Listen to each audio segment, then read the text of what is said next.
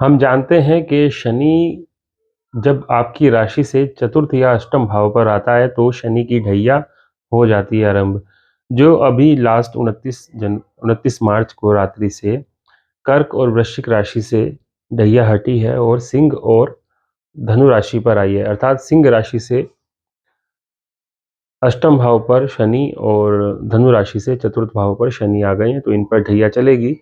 क्या प्रभाव इनको शनि का मिल सकता है? अब इसको थोड़ा इस तरह समझ सकते हैं कि अगर हम बात कर रहे हैं 12 राशियों की, 12 राशियों में सिंह और धनु राशि दोनों अग्नि तत्व राशि बन जाती हैं और शनि का गोचर चतुर्थ और अष्टम भाव पर, यानी कि धनु से चतुर्थ और सिंह से अष्टम भाव पर है। सिंह राशि वालों से सप्तमेश और षष्ठेश शनि ही होते हैं, अर्थात सप्तम भाव के स्वामी और छठे भाव के स्वामी शनि ही होते हैं, जो अष्टम भाव पर बैठ गए हैं। अष्टम भाव आकस्मिक घटना का होता है। तो यहाँ पर स्थिति ये है कि आपको जो छठा घर है, अर्थात जो बीमारी देता है, जो ऋण देता है, जो शत्रुता भी देता है, निर्भर करता है आपकी कुंडली में शनि की स्थिति कैसी है ये भी। लेकिन अगर हम सामान्य बात करें सभी सिंह राशि वालों पर क्या क्या चीज़ अप्लाई हो सकती है, तो छोटी से छोटी या बड़ी से बड़ी कोई ना कोई रोग आपको इस समय लगेगा। अब वो कितना बड़ा होगा वो तो खैर आपकी कुंडली पर ही निर्भर करेगा। वो आकस्मिक रूप से डायग्नोज होगी बीमारी आपको। तो बीमारी आपको डायग्नोज हो और उस बीमारी का कुछ दिन ट्रीटमेंट चले, ऐसी स्थिति है। साथ में सप्तमेश जो विवाह का भी है और व्यापार का भी है, विवाह और व्यापार संबंधित फ्लक्चुएशन आएगी।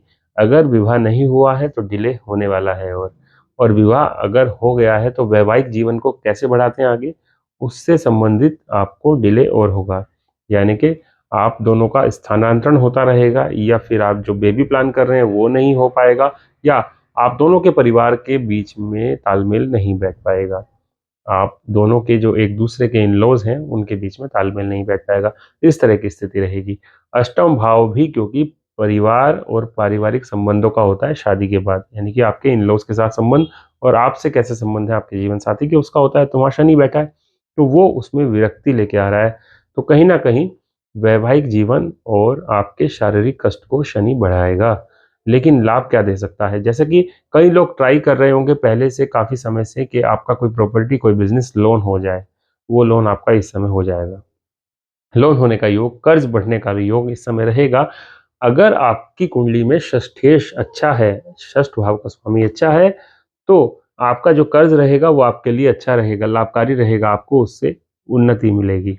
अब इसी तरह व्यापार की भी बात कर लें, क्योंकि सप्तम भाव व्यापार का भी है, सप्तमेश शनि सिंह राशि के लिए व्यापार के भी होते हैं, तो व्यापार में भी यही स्थिति है। अगर आपकी कुंडली में सप्तमेश अच्छे पोजीशन पर है तो व्यापार संबंधित शनि आपको लाभ देने वाला है, और अगर सप्तमेश नेगेटिव है, अच्छे नहीं हैं, तो शनि परेशान करेगा आने वाले 2.5 साल तक व्यापार संबंधित गतिविधियों में। इसी तरह धनु राशि का भी है। धनु राशि से चतुर्थ स्थान पर शनि का गोचर, चतुर्थ स्थान माता का है, भूमि का है, आपके फोर व्हीलर का भी होता है। तो फोर व्हीलर में अनावश्यक रूप से पैसा लगना, नुकसान होना, आपकी माता को स्वास्थ्य संबंधित दिक्कत आना, और आपके प्लान अगर चल रहे हैं प्रॉपर्टी लेने के तो उसमें डिले कराएगा। आप अगर फोर व्हीलर लेना चाह रहे हैं तो उसमें डिले कराएगा। आपकी माता का स्वास्थ्य लंबा चलेगा, पहले से ही उनको प्रॉब्लम है तो उस प्रॉब्लम को और बढ़ाएगा। लेकिन हाँ, शनि ट्रीटमेंट को बढ़ाएगा, लेकिन ट्रीटमेंट आपका सफल भी रहेगा। कोई ऐसी स्थिति नहीं दिख रही है कि आकस्मिक रूप से कोई घटना घट जाए धनु राशि वालों के लिए।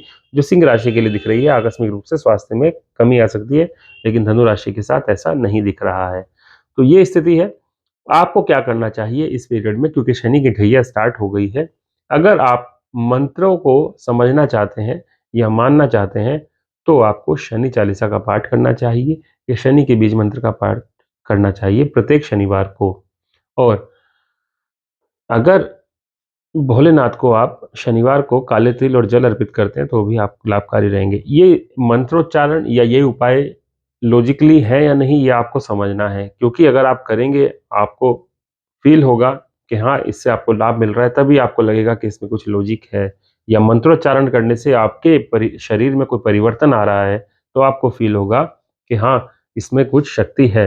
अगर आप ऐसा सोचेंगे कि मंत्र करने से क्या उपाय या क्या लाभ मिल जाएगा, तो फिर आपको ये करना ही नहीं चाहिए, क्योंकि मंत्रोच्चारण या ये जो इस तरह के उपाय होते हैं, इन्हें करने से ही पता लगता है कि लाभ है या नहीं।